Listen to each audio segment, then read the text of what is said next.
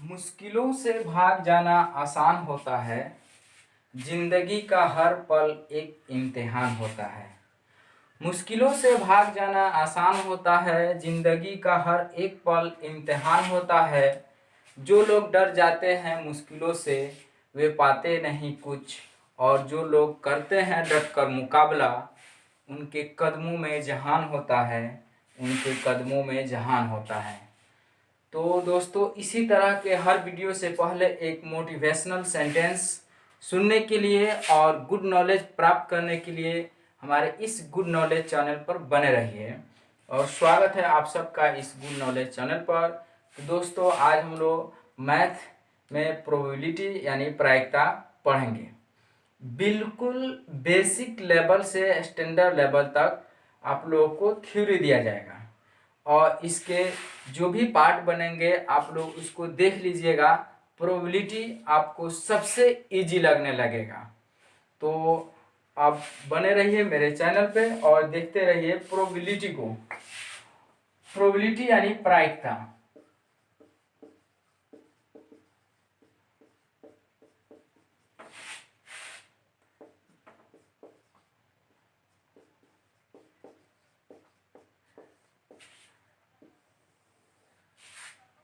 प्रायिकता गणित का ही एक भाग है, और यह गणित का एक ऐसा भाग है जिसके अंतर्गत हम लोग किसी घटना के घटने की संभावना के बारे में अध्ययन करते हैं। और यह एक ऐसा भाग है गणित का जो जुआ के खेलों से संबंधित होता है और उसी से आगे विकसित हुआ है।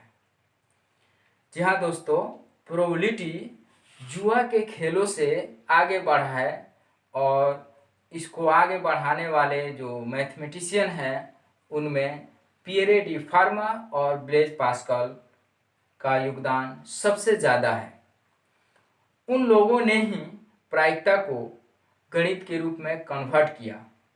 तो प्रायिकता क्या है, इसमें किन किन चीज़ों का अध्ययन किया जाता है, आप लोग बिल्कुल आसानी से समझ सकते हैं।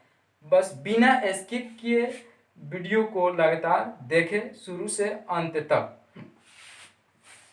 तो प्रायिकता गणित का एक ऐसा भाग है जिसमें हम लोग किसी घटना के घटने की संभावना को आंकिक रूप में आंकते हैं या पढ़ते हैं। जी हाँ दोस्तों, कोई घटना घटती है या नहीं घटती है, किसी घटना के घटने की संभावना कितना है, इसका अध्ययन हम लोग प्रायिकता में करेंगे। इस तरह से हम लोग कह सकते हैं प्रायिकता गणित का वह भाग है जिसके अंतर्गत किसी घटना के घटने की संभावना का आकलन किया जाता है।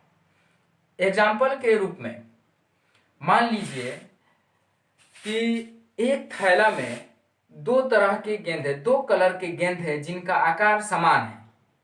5 लाल गेंद है और 2 सफेद गेंद है। इस तरह से कुल कितने गेंद हुए? 7। तो उसमें से यदि एक गेंद हम लोग यादृच्छा निकाले, यादृच्छा मतलब बिना जांच पड़ताल किए, बिना देखे यादृच्छा एक गेंद निकाले, तो लाल होने की संभावना और सफेद होने की संभावना कितना है, इसी को प्रायिकता कहा जाएगा। तो 2 सफेद है 5 लाल है, तो आप खुद बता सकते हैं, इतना जरूर बता सकते हैं कि ज़्यादा चांस है कि गेंद लाल होगा, क्योंकि लाल गेंदों की संख्या उसमें सबसे ज़्यादा है। उसके बाद है सफ़ेद, और सफ़ेद गेंद के चांस यानी सफ़ेद गेंद होने का चांस लाल की अपेक्षा कम है। कितना कम है और कितना है, इसको आंकिक रूप में अध्ययन कर लेना ही प्रायिकता कहलाता है। तो चलिए सबसे पहले हम लोग प्रायिकता का डेफिनेशन देखते हैं। प्रायिकता क्या है? तो प्रायिकता गणित का वह भाग है जिसमें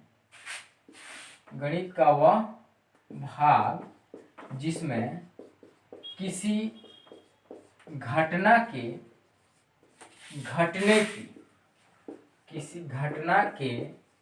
घटने की संभावनाओं का यानी संभावना का आकलन किया जाए उसे ही तो प्रायिकता कहते हैं, उसे ही प्रायिकता कहते हैं।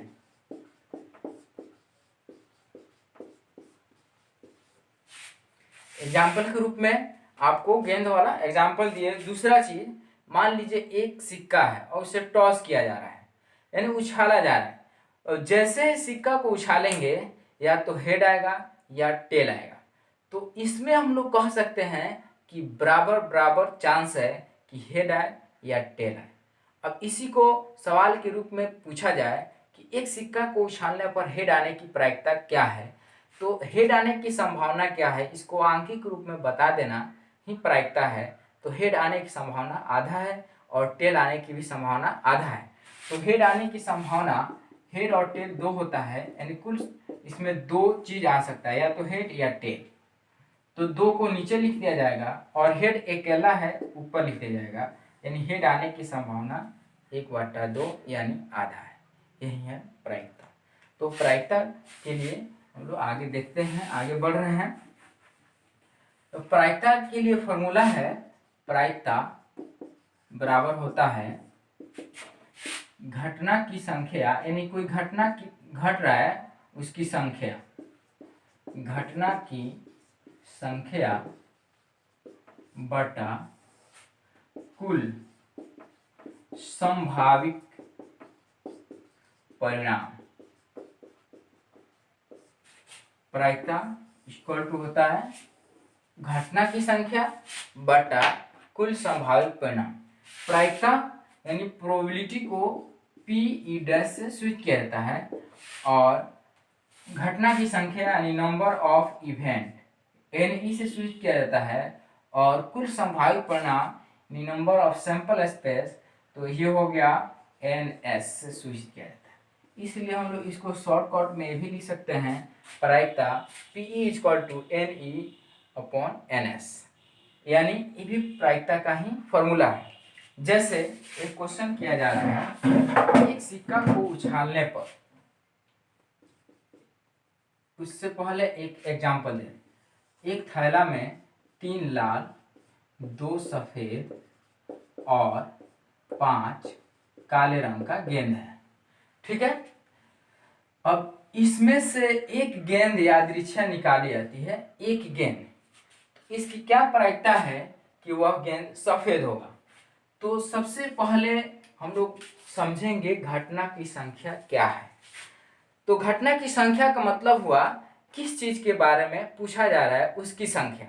जैसे इस क्वेश्चन में कहा जाए कि एक थैला में 3 लाल, 2 सफेद और 5 काले रंग की गेंद है, उस थैले से एक गेंद यादृच्छा निकाली जाए, तो इसकी क्या प्रायिकता है कि वह गेंद सफेद कलर का होगा। तो सफेद कलर के गेंद की संख्या ही घटना की संख्या कहलाएगी। तो सफेद गेंद की कुल संख्या इसमें कितनी है, 2। तो हम लोग घटना की संख्या यानी NE 2 हो गया, और कुल संभावित परिणाम का मतलब वह टोटल को जोड़ देना है। तो कुल संभावित परिणाम के लिए 3, 2, 5 और 5 10, तो कुल संभावित परिणाम यानी NS 10 हुए।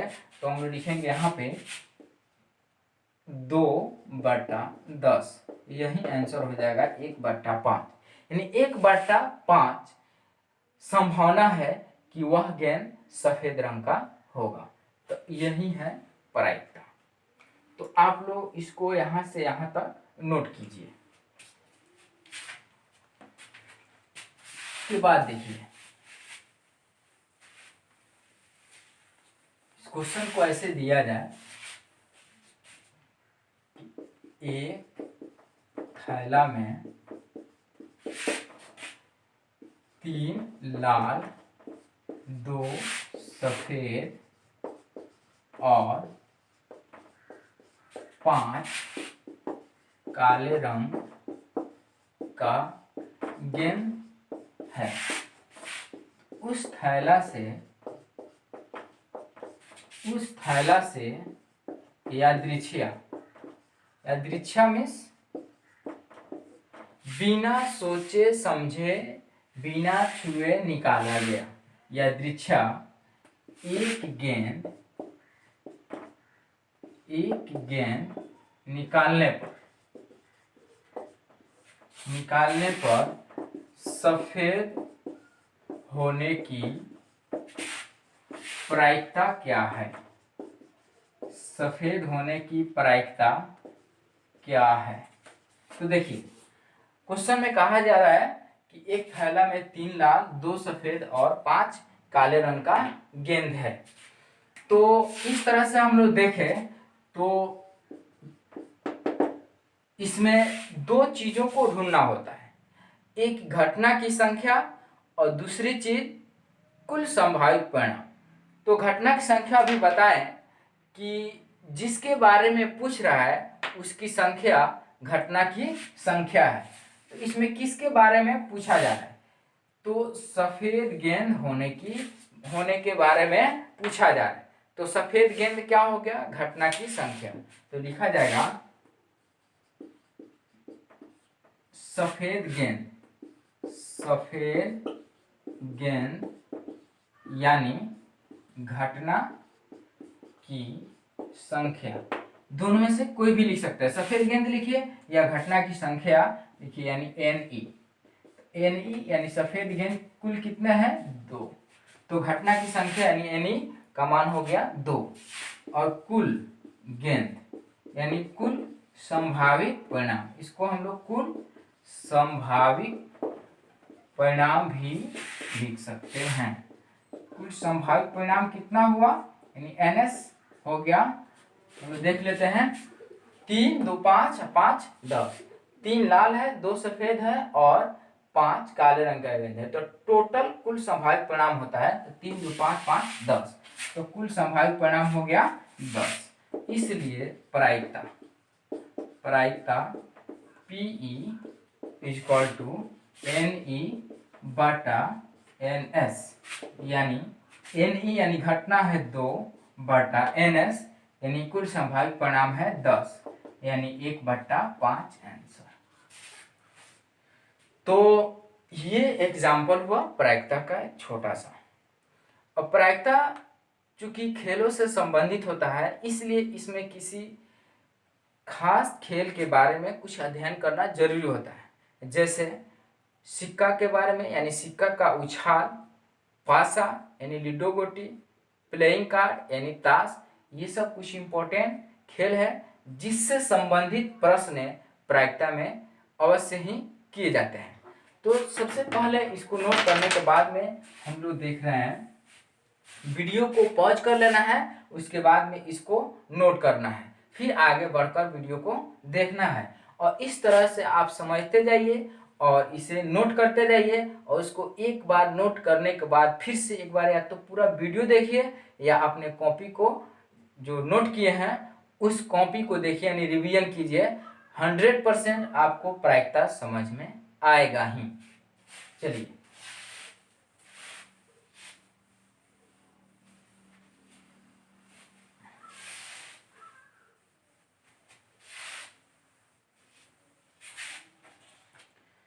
क्वेश्चन है, क्वेश्चन है, टॉपिक हम लोग पढ़ेंगे कॉइन के बारे में, यानी सिक्का के बारे में। सिक्का आप लोग समझते हैं, 2 रुपया का सिक्का, 5 रुपया का सिक्का, जो भी है ये सिक्का है। तो सिक्का को उछाल दिया जाएगा। एक सिक्का को यदि हम लोग एक बार उछालते हैं, या तो हेड आएगा या टेल आएगा। तो चलिए एक सिक्का को हम लोग उछाल रहे हैं। एक सिक्का को उछालने पर, एक सिक्का को जब उछाल रहे हैं तो कुल संभावित परिणाम देखिए कितना हो रहा है, एक हेड और एक टेल, कुल मिलकर हुआ 2। यानी एक सिक्का को उछालने पर कुल संभावित परिणाम कितना हुआ? 2। कुल संभावित परिणाम यानी NS कितना हो गया? 2। अब पूछा जाए एक सिक्का को उछालने पर हेड आने की प्रायिकता क्या है? तो एक सिक्का में देखेंगे हेड कितना है, तो एक सिक्का में ओनली 1 हेड है, तो घटना की संख्या हो जाएगा 1, क्योंकि हेड के बारे में पूछ रहा है। तो हेड कितना है सिक्का में? 1 ही हेड है, तो हेड यानी घटना की संख्या 1 और कुल संभावित परिणाम कितना आया? 2। तो 1/2 हेड आने की प्रायिकता हो जाएगा। तो हेड आने की प्रायिकता 1/2। एक सिक्का को उछालने पर कुल संभावित परिणाम कितना हुआ? 2। कौन कौन? एक हेड और एक टेल। 2 नंबर देखते हैं। 2 सिक्का को जब एक साथ उछाला जाए तो 2 सिक्कों को एक साथ एक बार उछालने पर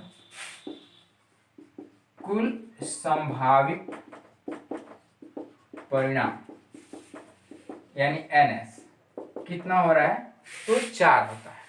2 सिक्का को एक साथ उछालेंगे एक बार तो कुल संभावित परिणाम कितने होंगे? 4। 4 कौन कौन होता है इसको देखिए। तो हो सकता है दोनों सिक्कों पर हेड आ जाए, आ सकता है पहला सिक्का पर हेड, दूसरा सिक्का पर हेड। हो सकता है दोनों सिक्कों पर टेल आ जाए, ये भी हो सकता है। या ये भी हो सकता है पहले सिक्का पर हेड, दूसरे पर टेल। ये भी हो सकता है पहले पर टेल और दूसरे सिक्का पर हेड। इस तरह से कुल संभावित परिणाम हुआ कितना? 4। इसके अतिरिक्त और कुछ भी संभावित परिणाम नहीं हो सकता है 2 सिक्कों के उछाल में। तो 2 सिक्कों के उछाल में कुल संभावित परिणाम कितने हुए? 4। कौन कौन? Head head, tail tail, head tail and tail head.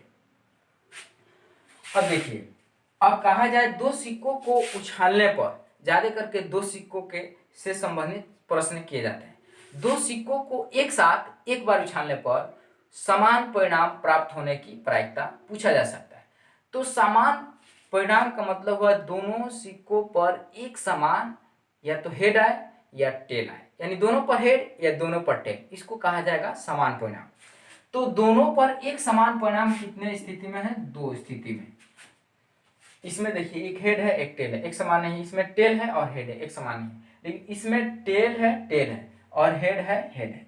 इस तरह से 2 सिक्कों को एक साथ उछालने पर कुल संभावित परिणाम तो 4 हुआ, लेकिन समान परिणाम कितना हुआ? 2।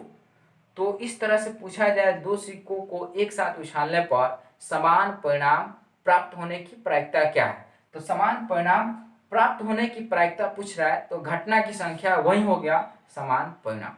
तो समान परिणाम कितना है? 2। तो घटना की संख्या 2 और कुल संभावित परिणाम कितना है? 4। आंसर 1/2। तो इस तरह से 2 सिक्कों के बारे में सवाल किया जा सकता है। ऐसे भी किया जा सकता है एक सिक्का को 2 सिक्कों को एक साथ उछालने पर कम से कम एक हेड आने की प्रायिकता क्या है?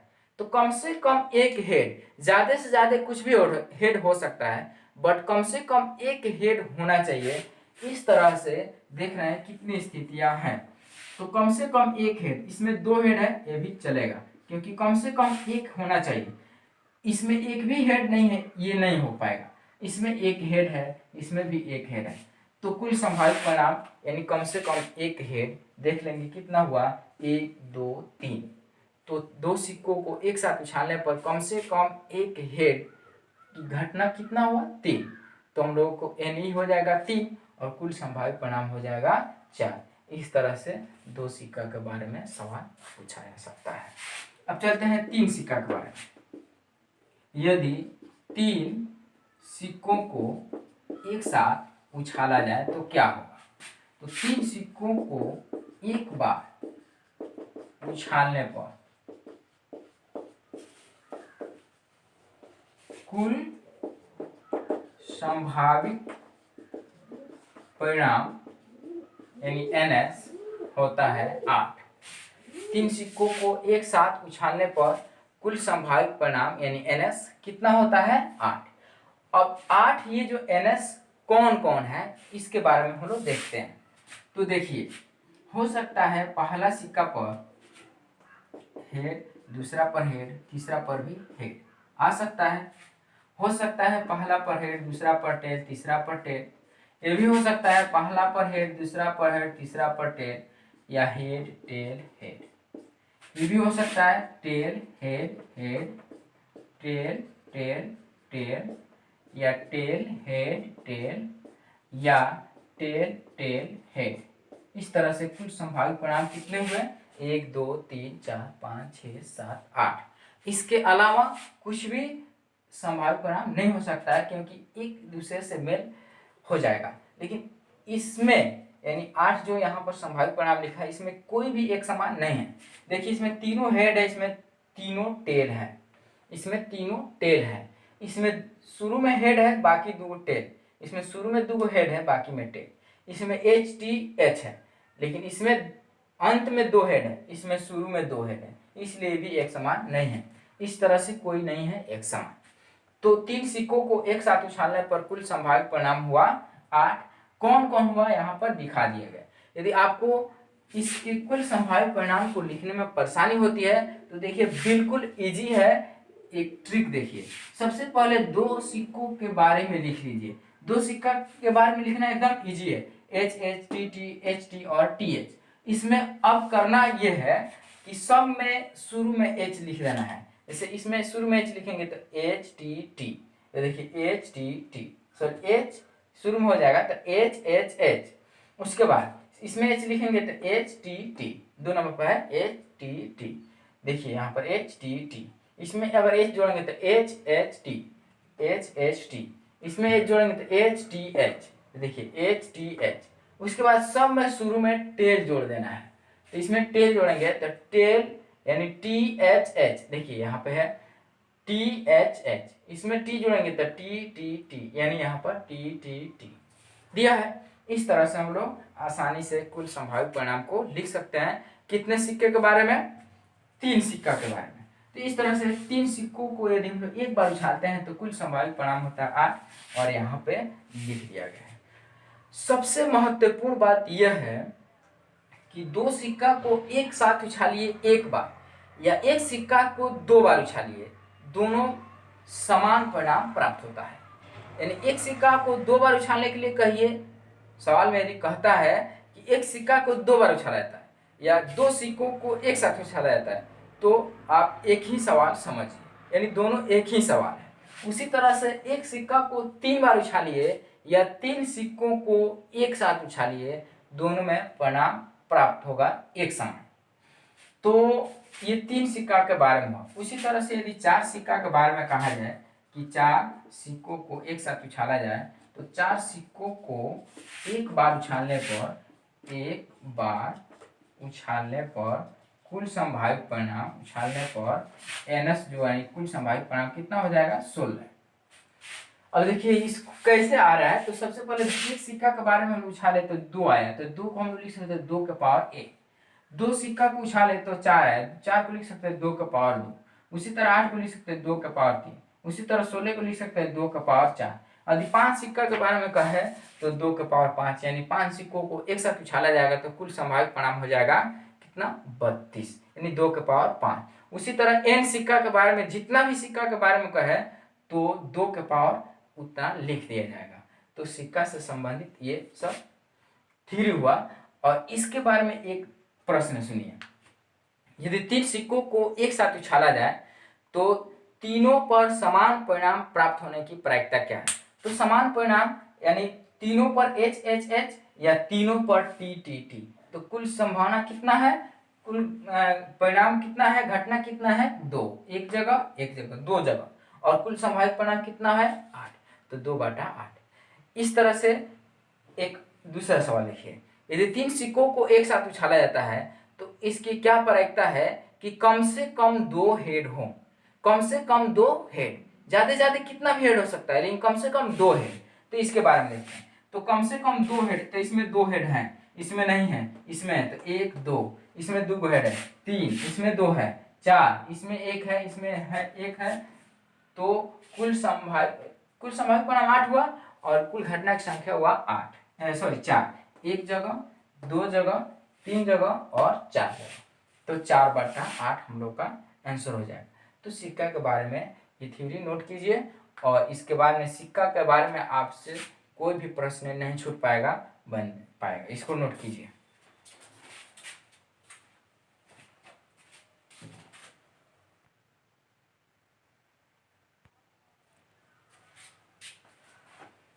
चलिए नेक्स्ट टॉपिक हम लोग पढ़ना है डाइस यानी पासा। जो लूडो गोटी में खेला जाता है उसको हम लोग पासा कहते हैं, डाइस कहते हैं। और डाइस हम लोग जानते हैं कि घन के आकार का एक ठोस होता है। तो उस डाइस पर 6 फलक होते हैं। कितने फलक होते हैं? 6। अब चूंकि डाइस एक 3D आकृति है, त्रिविमीय आकृति है, इसलिए उसको बोर्ड पर दिखाना थोड़ा सा मुश्किल है। इसलिए यहाँ पर 1 2 3 4 5 और 6 इस तरह से करके दिखा दे रहे हैं। तो एक डाइस को यदि उछाला जाता है, एक लूडो गोटी को उछाला जाता है, तो कुल संभावित परिणाम कितना होगा? 1 2 3 4 5 6। या तो 1 आएगा, या 2 आएगा, या 3 आएगा, या 4। कुछ स्टूडेंट यहाँ गलती ये करते हैं कि एक डाइस को उछालने पर कुल संभावित परिणाम सबको जोड़ देते हैं, यानी वो इस तरह से 2 1 3 3 6 4 10 5 15 और 6 21, यानी कुल संभावित परिणाम 21 लिखते हैं, जो बिल्कुल गलत है। तो एक डाइस को उछालने पर कुल संभावित परिणाम 6 ही होता है, 1 से लेकर 6 तक, क्योंकि या तो 1 आएगा, या 2 आएगा, या 4 आएगा, या 6 आएगा, जो भी हो। तो कुल संभावित परिणाम कितना हुआ एक डाइस को उछालने पर? 6। आप दूसरे बार गलती मत कीजिएगा कि कुल को जोड़ देना है। तो कुल संभावित परिणाम हुआ 6। अब डाइस से संबंधित सवाल इस तरह से दिया जाता है, एक डाइस को यानी एक पासा को एक बार उछालने पर इसकी क्या प्रायिकता है कि सम संख्या प्राप्त हो। तो सम संख्या प्राप्त होने की प्रायिकता पूछा जाता है। तो सम संख्या टोटल हम लोग गिन लेंगे, कुल कितने सम संख्या। तो सम संख्या 2, एक यहाँ है, एक यहाँ है, एक यहाँ। सम संख्या यानी जो संख्या 2 से बिल्कुल डिवाइड हो जाए, यानी जिसमें 2 से पूरा पूरा भाग लग जाए। तो 2 4 6 3 ऐसी संख्याएं हैं जिसमें 2 से पूरा पूरा भाग लग जा रहा है। तो इस तरह से कुल घटना की संख्या सम संख्या हो जाएगी, जिसकी संख्या कितना है? 3। तो एक डाइस को एक बार उछालने पर सम संख्या प्राप्त होने की घटना कितना हुआ? 3। तो इस तरह से सवाल पूछा। उसी तरह विषम संख्या के बारे में पूछा जा सकता है, या ये पूछा जा सकता है एक पासा को एक साथ उछालने पर 4 से बड़ी संख्या आने की प्रायिकता क्या है। तो 4 से बड़ी, तो 4 से बड़ी संख्या मिला 5 और 6, तो कुल संख्या हो गई 1 2, तो 2/6 आंसर। इस तरह से पूछा जा सकता है एक डाइस को उछालने पर 3 या 3 से छोटी संख्या प्राप्त होने की प्रायिकता। 3 या 3 से छोटी, केवल 3 से छोटी नहीं कहा जा रहा है, 3 या 3 से छोटी। तो 3 भी है और 3 से छोटी 2 और 1 भी है, तो 1 2 3, यानी कुल घटना की संख्या 1 2 3। तो एन ही हम लोग को मिल गया कितना? 3, और बटा कुल संभावित परिणाम 6, यानी 3/6 आंसर हम लोग का आ जाएगा 1/2 काट देंगे। तो एक पासा के बारे में ये हुआ। तो देखिए इसको नोट कीजिएगा, एक पासा को एक बार उछालने पर कुल संभावित परिणाम यानी NS कितना आया? 6। दूसरा बात, इसी में चलिए नोट आगे लिखते हैं। सम संख्या के बारे में पूछे तो सम संख्या ये कितना है? तो सम संख्या है 3। कौन कौन है? तो 2 4 और 6। विषम संख्या के बारे में पूछे तो विषम संख्या है 3। कौन कौन? 1 3 5। आप ऑलरेडी जानते हैं, फिर भी यहाँ पर थ्योरी में आप लोग इसको जरूर लिखिएगा।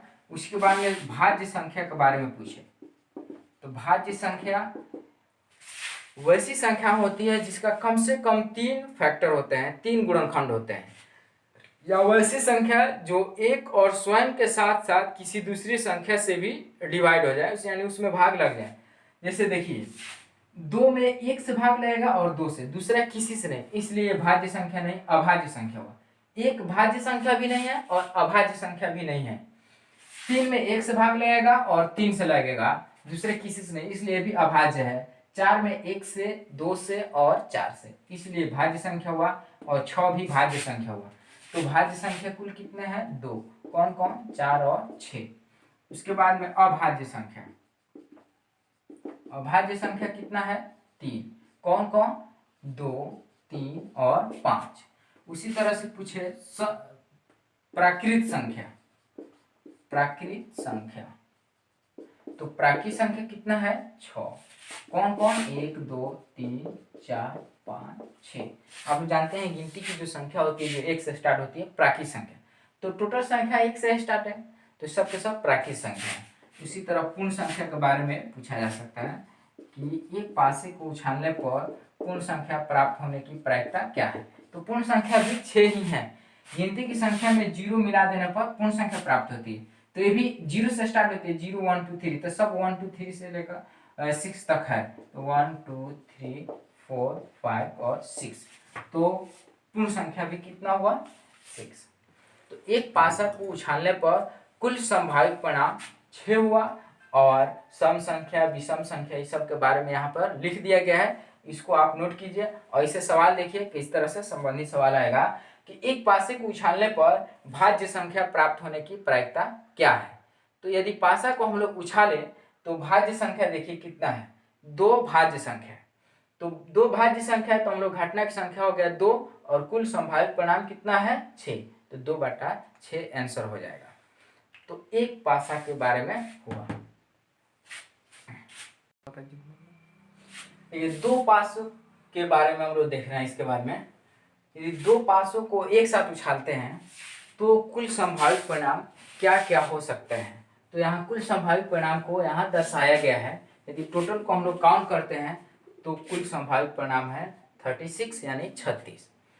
तो 2 पासों को यदि एक बार उछालने के लिए कहा जाए तो कुल संभावित परिणाम कितना लिखेंगे हम लोग? 36। कौन कौन है? तो यहाँ पर दे दिया गया। हो सकता है पहला पासा पर और दोनों दूसरे पासा पर, दोनों पर एक एक प्राप्त हो। ये भी हो सकता है पहला पर 1 और दूसरा पर 2, पहला पर 1 दूसरा पर 3, पहला पर 1 दूसरा पर 4, पहला पर 1 दूसरा पर 5, पहला पर 1 और दूसरा पर 6।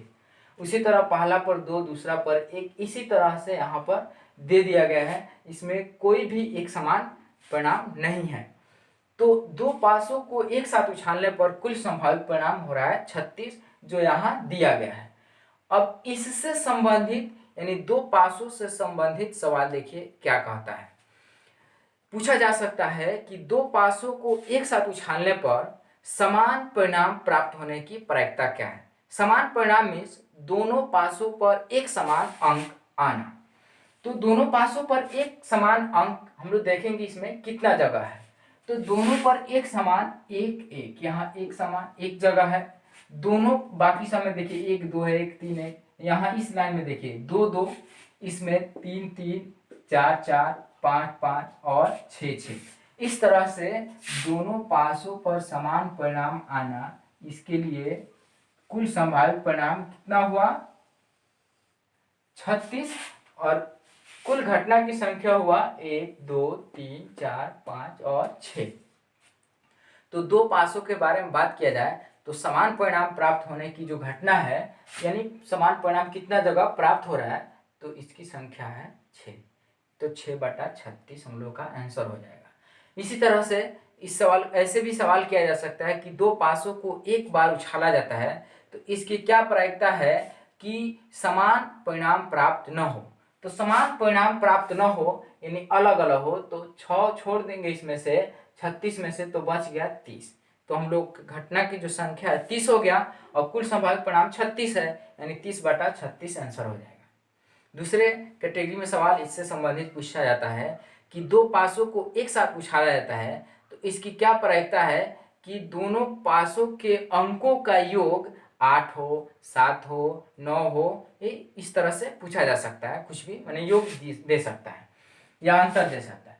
तो जैसे मान लीजिए योग 8 हो, इस तरह का पूछ रहा है, तो इस लाइन में हम देखेंगे कितना जगह है जिसका योग 8 है। यहाँ 2 3 है, 4 हो, यहाँ 6 1 7 हुआ, तो इस लाइन में एक भी ऐसा परिणाम नहीं है जिसके अंकों का योग कितना हो 8।